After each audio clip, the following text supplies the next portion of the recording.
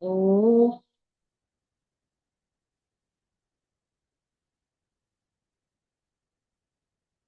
Om Shri Ganeshaya Namaha. Om Shri Saraswatyai Namaha. Om Shri Gurubhyo Namaha. Samasta Jana Kalyane Niratam Karunamayam Namami Chinmayam Devam Sadgurum Brahmavidvaram Sadgurum Brahmavidvaram यो अन्तः प्रविश्य मम वाचमिमां प्रसुप्तां सञ्जीवयत्यखिलशक्तिधरस्वधाम्ना अन्यांश्च हस्तचरणश्रवणत्वगादीन् प्राणान्नमो भगवते पुरुषाय तुभ्यम् प्राणान्नमो भगवते पुरुषाय तुभ्यम् समचरणसरोजं सान्द्रनीलाम्बुदाभं जघननिहितपाणिं मण्डनं मण्डनानां तरुणतुलसीमालां कन्धरं कञ्जनेत्रं सदयधवलहासं विठ्ठलं चिन्तयामि विठ्ठलं चिन्तयामि. Pranams to the Lord. Pranams to all the Mahatmas in tonight's Eknathi Bhagawat session. We are in chapter 15. We have completed first 78 Ovis. We continue from verse number 13. धारयन्मय्यहन्तत्वे मनोवैकारिकेऽखिलम् सर्वेन्द्रियाणामात्मत्वम् प्राप्तिम् प्राप्नोति मन्मनाः. Over to you, Sajeev ji. Meaning of the verse.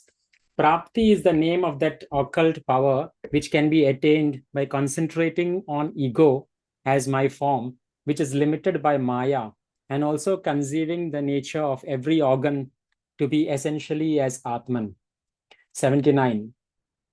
The ego sense is itself pure, but I as the God create activity in it through the organs.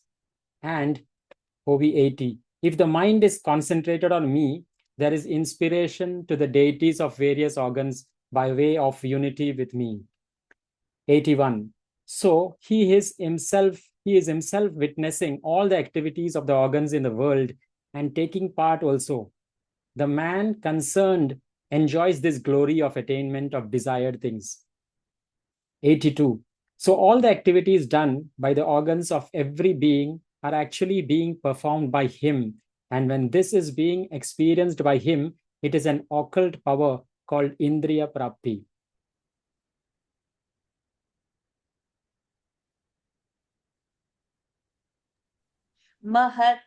महत्यात्मनि यः सूत्रे धारयेन्मयि मानसं प्राकाम्यं पारमेष्ठ्यं मे विन्दते व्यक्तजन्मनः. Meaning of the verse. One who concentrates his mind on me as ensouling the Mahat Tattva attains the power known as Prakamya, easy access to all sorts of enjoyments which one seeks, the highest siddhi possessed by me as presiding over the sutra, which is born out of the unmanifest. 83. Please understand that this Mahat Tattva is the first urge towards creation, being born in the Maya. And this activity is called Sutra Pradhana, that is depending on the sutra called Mahat. 84. Though I am having no birth, I am residing in that sutra as the Sutratma, and he who concentrates on that with an alert mind. 85. Then he controls the very quality of light by which the universe and the Hiranyagarbha also become illuminated. And with this constant meditation and aspiration, he oversees the Sutratma. 86. He can, by constant exercise of his will, then create millions of universes. This is Prakasha Siddhi, and the seeker, the yogi, can attain it only through my blessing. विष्णौ त्र्यधीश्वरे चित्तं धारयेत् कालविग्रहे स ईशित्वमवाप्नोति क्षेत्रक्षेत्रज्ञचोदनाम्. Meaning of the verse. He who focuses his mind on me as the all-pervading witness, the ruler of Maya, consisting of three gunas, attains the siddhi known as Ishitva, that is control over all bodies and conscious selves. 87. I am Vishnu, who controls the Maya and the three gunas, who controls and dominates the death, and who creates, maintains, and destroys everything. And I reside in the consciousness of everybody. 88. He who concentrates his mind on such nature of mind attains the siddhi called Ishitva, a power of seeing everything which is not visible to the physical sight of ordinary man. 89. The player of chess, very well known how the king, the minister, etc. walk. Similarly, he knows the births of jivas and their departures. 90. He can provoke jivas in all the bodies. When one meditates on Narayana in this manner, just explained, he gets such siddhi. 91. He can, by his own power, cause the mountain Meru to be shattered by the strength of a mosquito or a housefly, or cause Indra's death by an ordinary rat. 92. In this way, he can cause death or rejuvenate a dead person and cause immovable to move.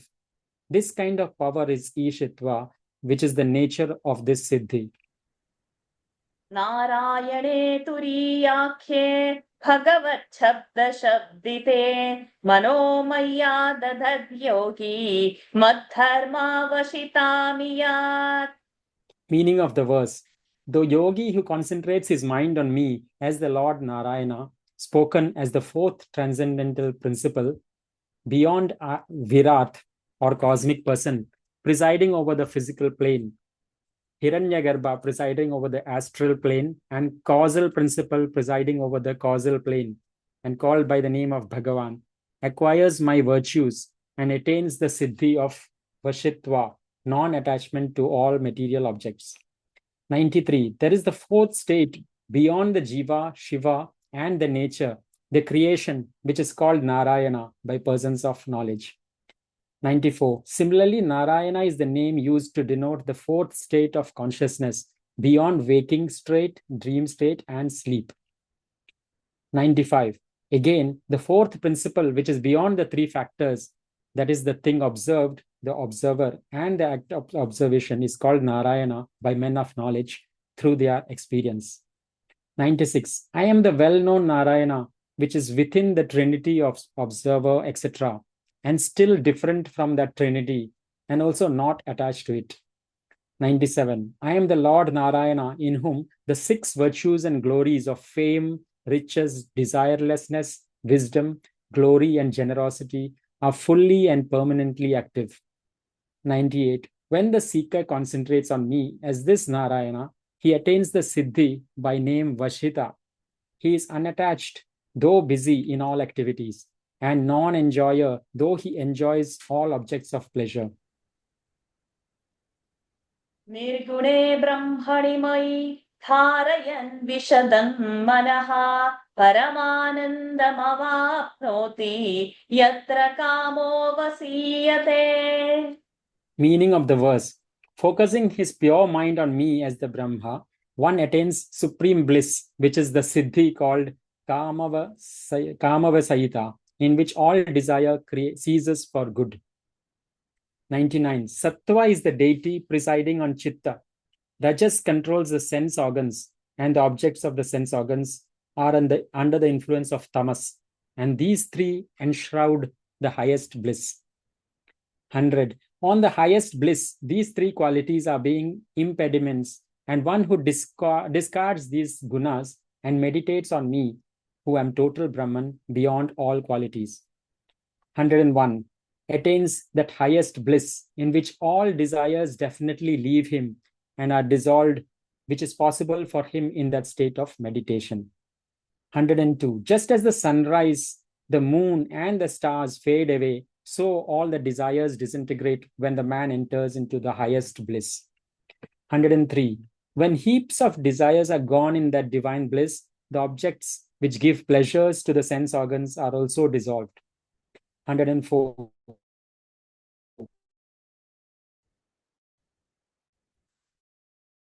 Oh, Uddhava,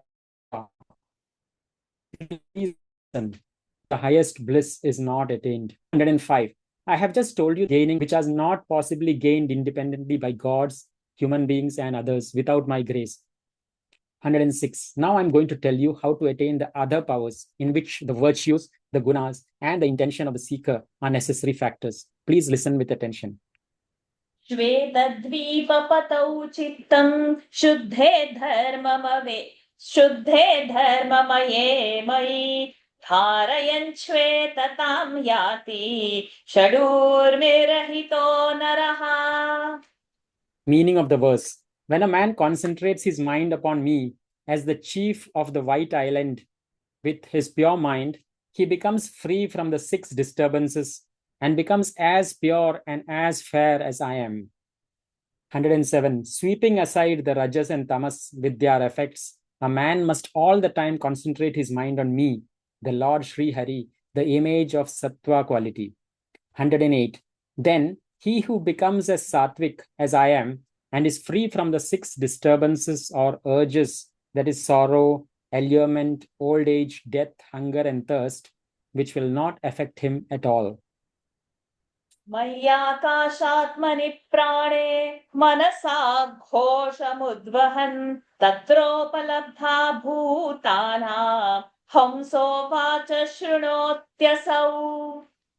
Meaning of the verse. When the human concentrates upon me as the sky and my mind directs his pranas up in the cerebrum, he can listen to the sound hansa of the creatures which is hidden in them. 109. All the glory of sound with the word must come to the sky to rest. I am the Atman of the sky and I am also within it. 110. O Uddhava, know me as the breath of the vital breath, speech of all the 4 types of speeches, and the very title of the goddess Saraswati. 111. He who firmly holds me like this in his heart will listen while he is living to all the kinds of speeches. 112.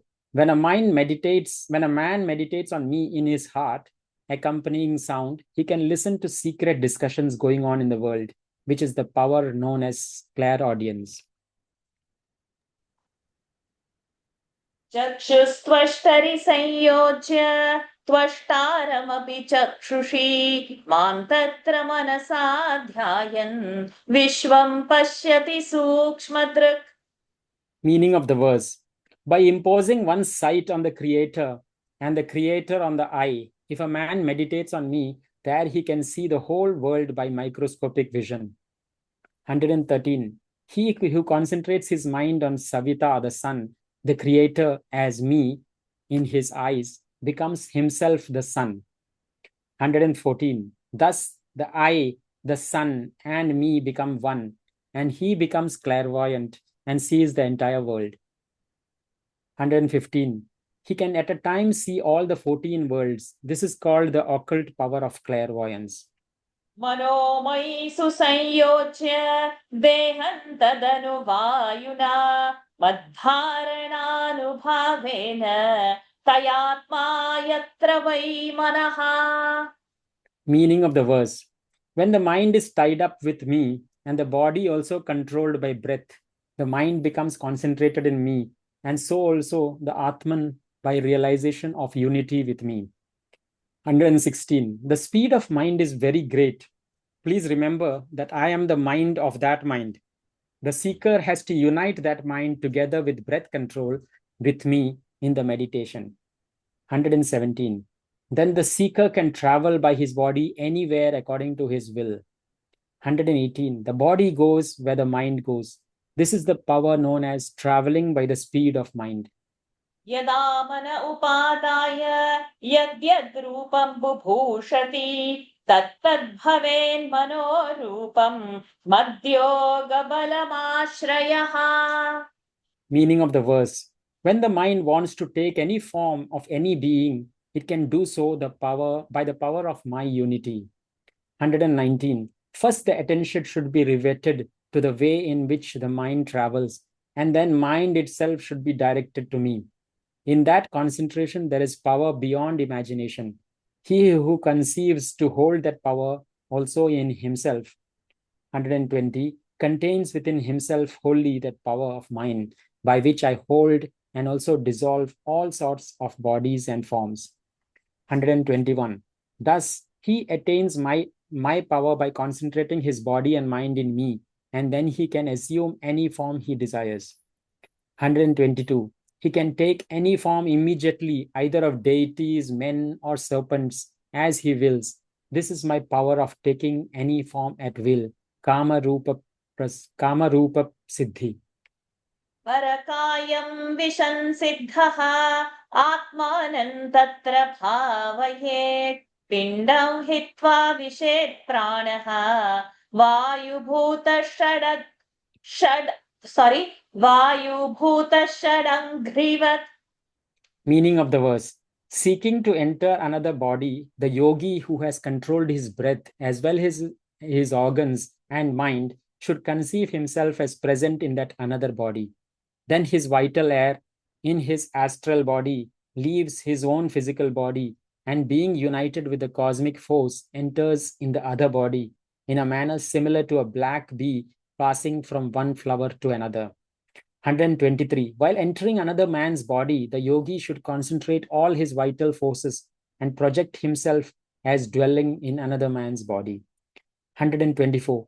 At that time, in his astral body, the jiva and the vital breath become united, and the willpower to go and enter the other body mixes up with the cosmic air. 125.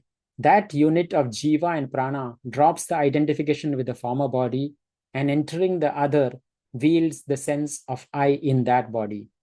126. Just as a black bee leaves one lotus and flies to the other lotus, the jiva leaves one body and enters and occupies the other.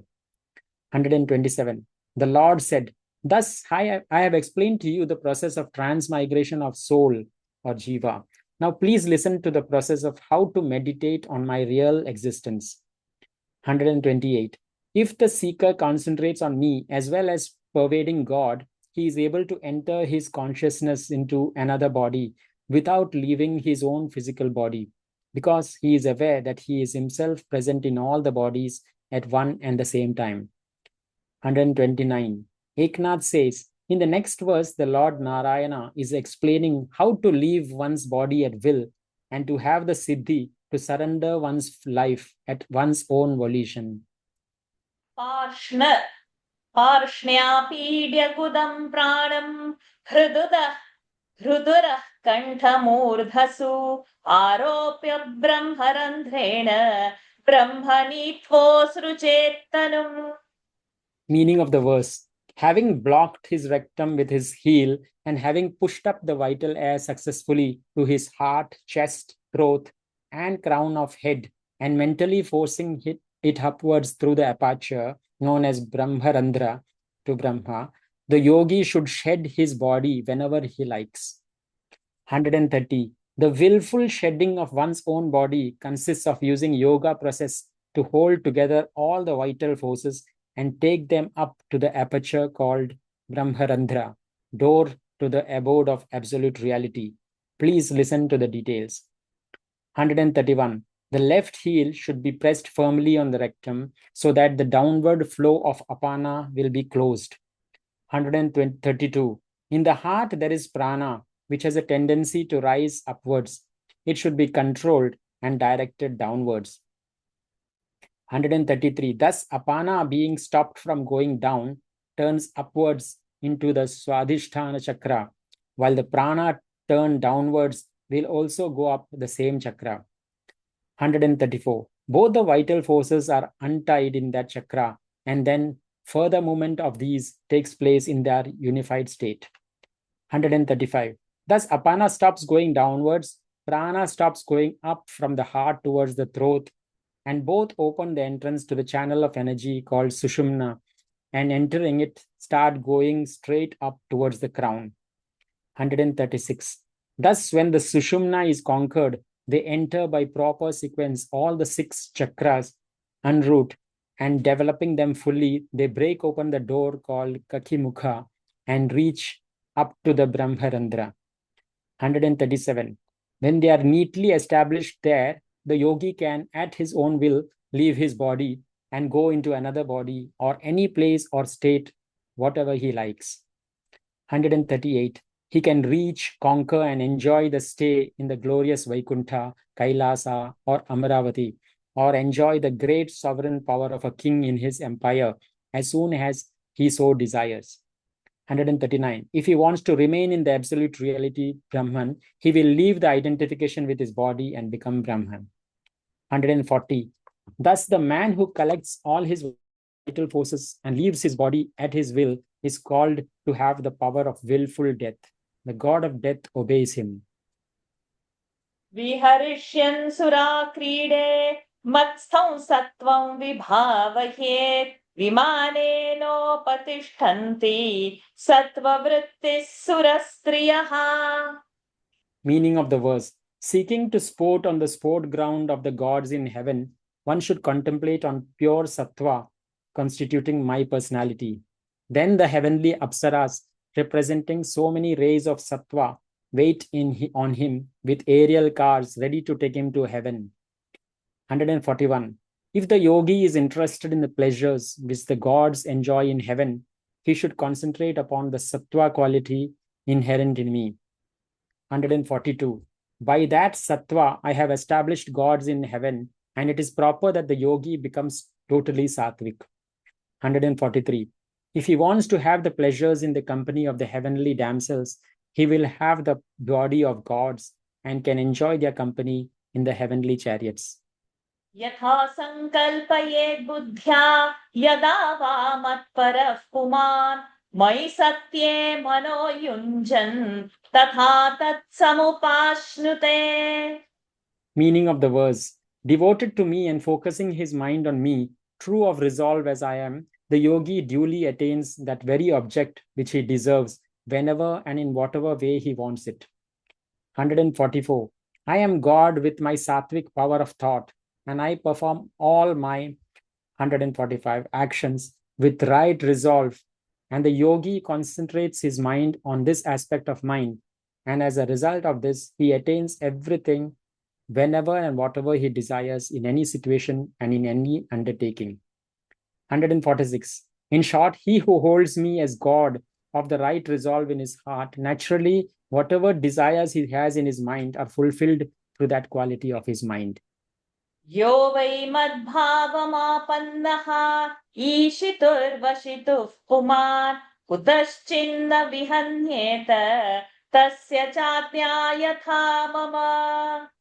Meaning of the verse: the command of a man who has attained my disposition is not flouted anywhere any more than mine, who am ruler of all and completely self-dependent.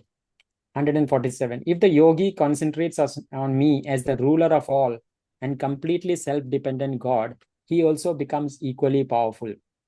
148. Nobody, even the gods in the heaven and the beasts and the birds, flout or disregard the orders of such a yogi who becomes united in meditation with me as the Almighty God. 149. As the whole world obeys me, everybody obeys him also. This is called Atmiya Siddhi. 150. The Lord said, thus I have explained to you the nature of the 10 occult powers which are related to the gunas and the intention of the yogi, and also told you about the way of meditation required for their attainment. Now I will tell you the minor powers. I think we can pause over here for today. Say your thoughts, Ajivji. Again, some beautiful topic on the Siddhis continued. And Correct. it's so mind-blowing, my God. Please tell your thoughts, Sajivji, what you felt while reading. Yeah. So just let me get into the... Oh, I missed the page. 79. Ovi. Yeah, 79. I don't know how it just skipped a lot of... It went far ahead. Okay. Take your time, no problem. I don't know where I clicked. Suddenly it went into... There will be somewhere top the chapter name that is getting. Anybody is using PDF, please tell the page number.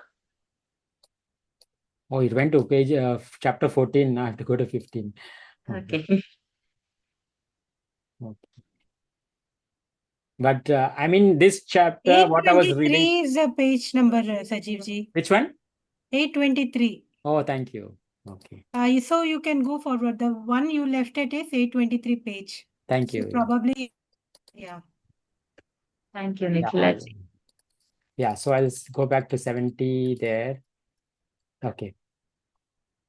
So this first thing that he's talking about is all the siddhis which we can get by by having focus on it's from a yogi's point of view. When you have that focus and meditation on Bhagavan, right? How what siddhis you can, occult powers you can attain.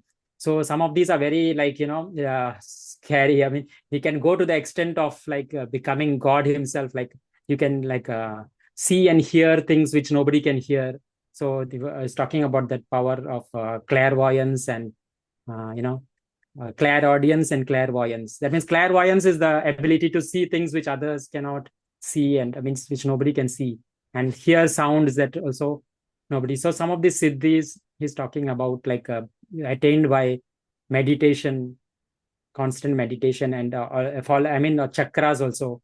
Right from he's talking about the chakras, and finally he comes to the point of that willful death. That means a yogi can decide the time of his death and place of his, like that, when he wants to die and how he wants to die. So by actually focusing on the chakras and pranas also, apana and pana, how he can make the flow of both apana and prana in the same direction towards the Brahma. That chakra, what is it called? Brahma. Yeah. So then also the one interesting point is how you can you can get rid of the 6 disturbances that he talks about, that also, like which is that OV. I have to go back to that. 108. 108. Oh yeah, that is interesting. That is those 6 disturbances, right? That is sorrow, allurement, old age, death, hunger, and thirst. That will not affect such a yogi. So these are very so the power of yoga and how you can direct the pranas in control of the vital breath. That is a beautiful.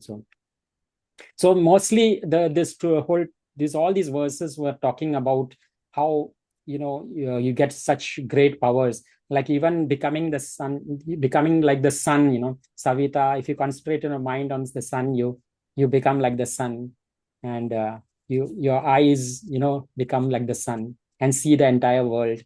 And also that power of like traveling, like as fast as the mind you can travel wherever you want to go, you can travel. So it's all this occult powers he's talking about.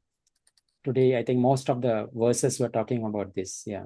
And also moving from one body to the other, like at will, you can even transport yourself, like self transmigration into another body by yoga, actually.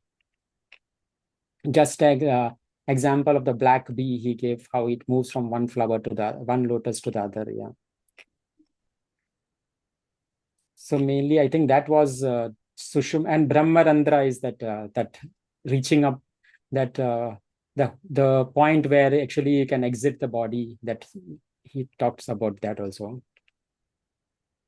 So basically what I understand is that the power of this thing, I mean there are various reasons why this is one of the paths. I would say yoga is one of the paths, but I mean bhakti, yoga, and dhyana and all are different paths, and there is also a knowledge path, but this is one of the paths which yogis mainly focus on, that is attaining that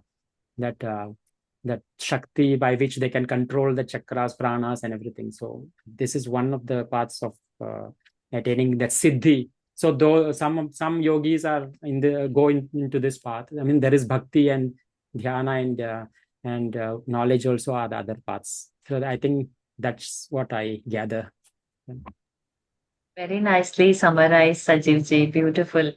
But see the powers, like what our yoga can do, that possibility of having such siddhis, that possibility that it's in, you can acquire it by meditation and by certain control of breath, by focusing the energy on certain quality of the Lord to become that.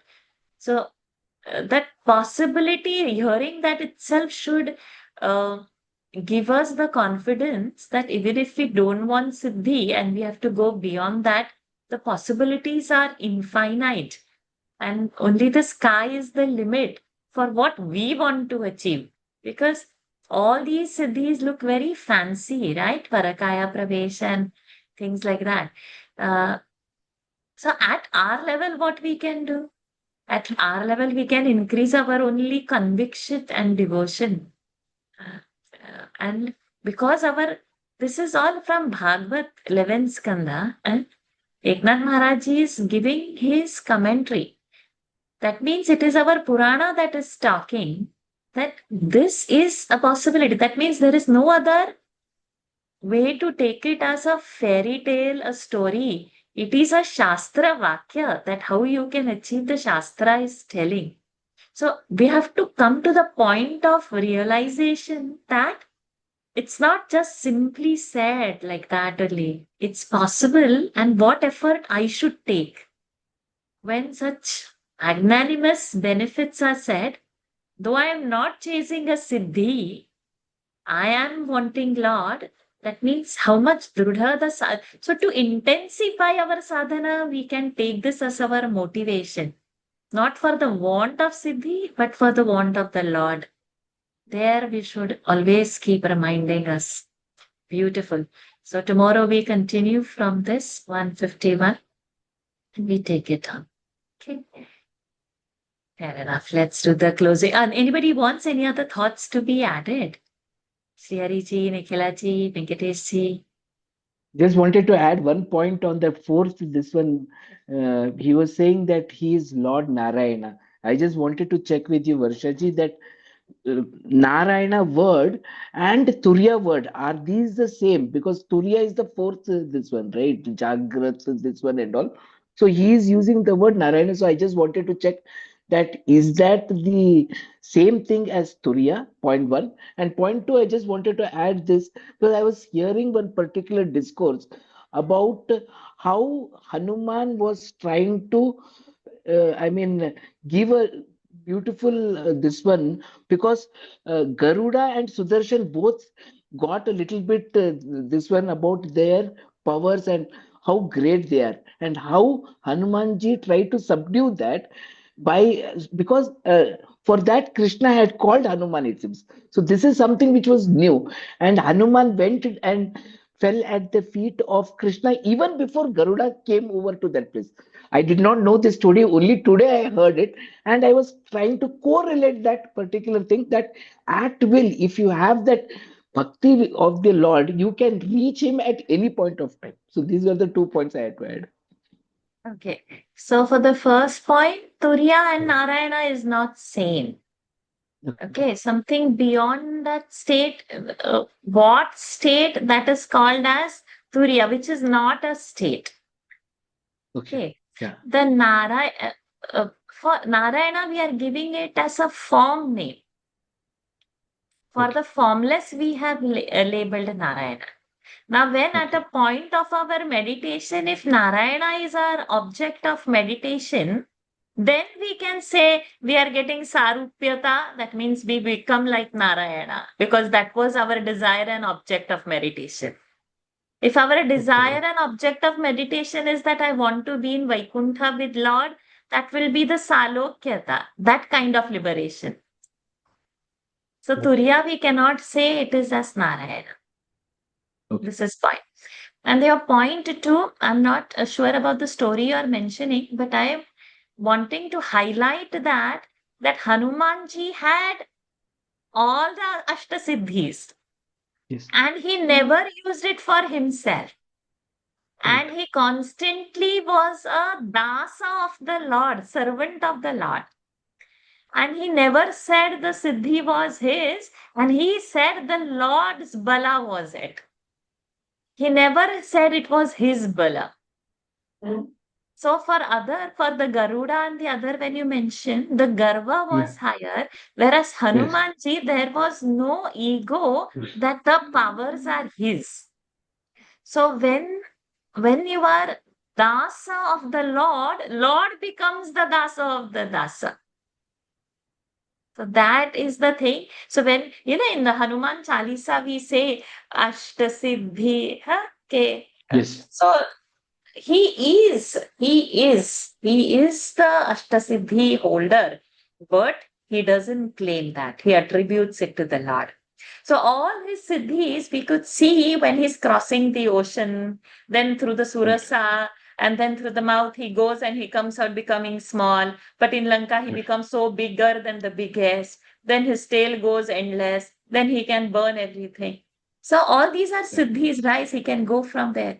So yes, Correct. that would be the best reminder for us that like Hanuman ji, if we can focus on him and he doesn't claim to be a god and he says that I'm the servant of the Lord, that would be the best reminder to understand all these siddhis. So thank you for that reminder, Venkatesh ji. And if you can post the story that you have read in this group, that would be nice. Yeah. So others can also relate to it and put it with the reference what that story is. Thank you, Sure. Venkatesh ji. So nice. Sure. Any more thoughts to share? Varsha, they built even across the sea, they built bridge and all, no, in that day, those days. Yes, correct. Over to you, Sajid ji, for the closing prayers. ॐ पूर्णमदः पूर्णमिदं पूर्णात् पूर्णमुदच्यते पूर्णस्य पूर्णमादाय पूर्णमेवावशिष्यते ॐ शान्तिः हरिः ॐ श्रीगुरुभ्यो नमः हरिः ॐ श्रीकृष्णार्पणमस्तु Thank you, Sajid ji, for Hari Om. beautiful reading. Thank you, everyone, for joining. Let's meet tomorrow and continue the topic. Hari Om. Hari Om. Hari Om. Hari Om. Thank Forgive you. me for my Hari Om, camera Varsha being ji. off tonight. So sorry about it. No problem. Thank you. Thank you, you. Varsha ji. Background, Sajiv ji. I loved it. Hari Om. Thank you. Temple. Yes, Thank you. background noise. Even I said the first thing Yeah. when he came in. Oh, I love And the all the background. murals there, Sorry. all the mural paintings behind. Yes, and the main entrance, no? So Yeah, it's yeah. like, what a reminder.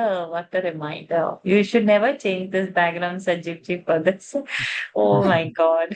This is so beautiful to watch it. Okay, Hari Om. Hari See Om. you Hari Om. Hari tomorrow. Om. Hari Om. Hari Om. Hari.